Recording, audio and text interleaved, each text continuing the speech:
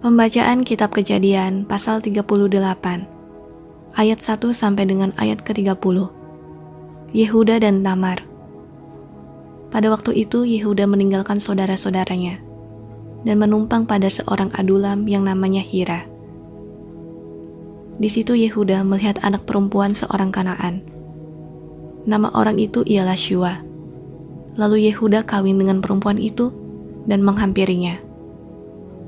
Perempuan itu mengandung, lalu melahirkan seorang anak laki-laki, dan menamai anak itu Sesudah itu perempuan itu mengandung lagi, lalu melahirkan seorang anak laki-laki, dan menamai anak itu Onan.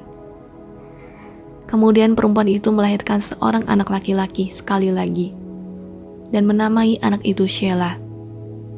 Yehuda sedang berada di Kezib ketika anak itu dilahirkan.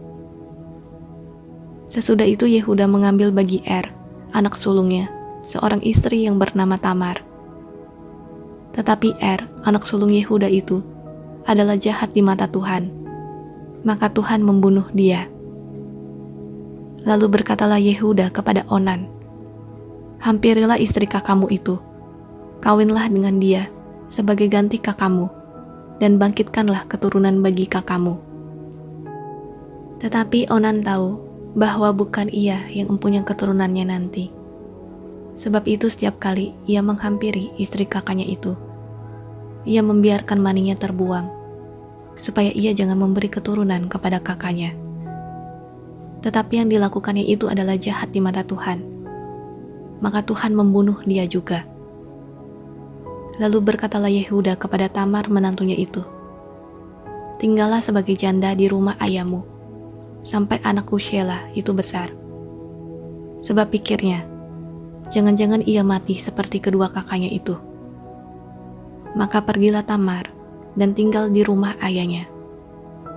Setelah beberapa lama, matilah anak Syua istri Yehuda. Habis berkabung pergilah Yehuda ke Timnah, kepada orang-orang yang menggunting bulu domba-dombanya, bersama dengan Hira sahabatnya, orang adulam itu. Ketika dikabarkan kepada Tamar, "Bapa mertuamu sedang di jalan ke Timnah untuk menggunting bulu domba-dombanya," maka ditanggalkannya lah pakaian kejandaannya.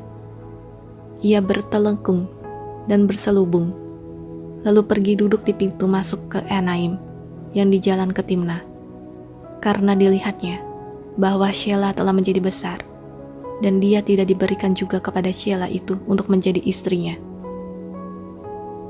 Ketika Yehuda melihat dia, disangkanyalah dia seorang perempuan sundal, karena ia menutupi mukanya. Lalu berpalinglah Yehuda mendapatkan perempuan yang di pinggir jalan itu, serta berkata, "Marilah, aku mau menghampiri engkau." Sebab ia tidak tahu bahwa perempuan itu menantunya. Tanya perempuan itu, "Apakah yang akan kau berikan kepadaku jika engkau menghampiri aku?" Jawabnya, "Aku akan mengirimkan kepadamu seekor anak kambing dari kambing dombaku." Kata perempuan itu, "Asal engkau memberikan tanggungannya sampai engkau mengirimkannya kepadaku." Tanyanya, "Apakah tanggungan yang harus kuberikan kepadamu?" Jawab perempuan itu, "Cap meteraimu serta kalungmu dan tongkat yang ada di tanganmu itu." Lalu diberikannya lah semuanya itu kepadanya. Maka ia menghampirinya. Perempuan itu mengandung daripadanya. Bangunlah perempuan itu, lalu pergi. Ditanggalkannya telengkungnya dan dikenakannya pula pakaian kejandaannya. Adapun Yehuda, ia mengirimkan anak kambing itu dengan perantaraan sahabatnya, orang adulam itu, untuk mengambil kembali tanggungannya dari tangan perempuan itu. Tetapi perempuan itu tidak dijumpainya lagi. Ia bertanya-tanya di tempat tinggal perempuan itu, "Di manakah perempuan jalang yang duduk tadinya di pinggir jalan di Enaim itu?" Jawab mereka, "Tidak ada di sini perempuan jalang." Kembalilah ia kepada Yehuda dan berkata, "Tidak ada kujumpai dia." Dan juga orang-orang di tempat itu berkata, "Tidak ada perempuan jalang di sini." Lalu berkatalah Yehuda, "Biarlah barang-barang itu dipegangnya, supaya kita jangan menjadi buah olok-olok orang Sungguhlah anak kambing itu telah kukirimkan, tetapi engkau tidak menjumpai perempuan itu. Sesudah kira-kira 3 bulan dikabarkanlah kepada Yehuda, Tamar menantumu bersundal, bahkan telah mengandung dari persundalannya itu. Lalu kata Yehuda, bawalah perempuan itu, supaya dibakar. Waktu dibawa, perempuan itu menyuruh orang kepada mertuanya mengatakan, dari laki-laki yang empunya barang-barang inilah aku mengandung.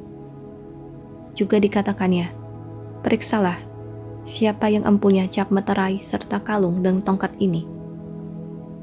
Yehuda memeriksa barang-barang itu, lalu berkata, bukan aku, tetapi perempuan itulah yang benar, karena memang aku tidak memberikan dia kepada Shelah anakku.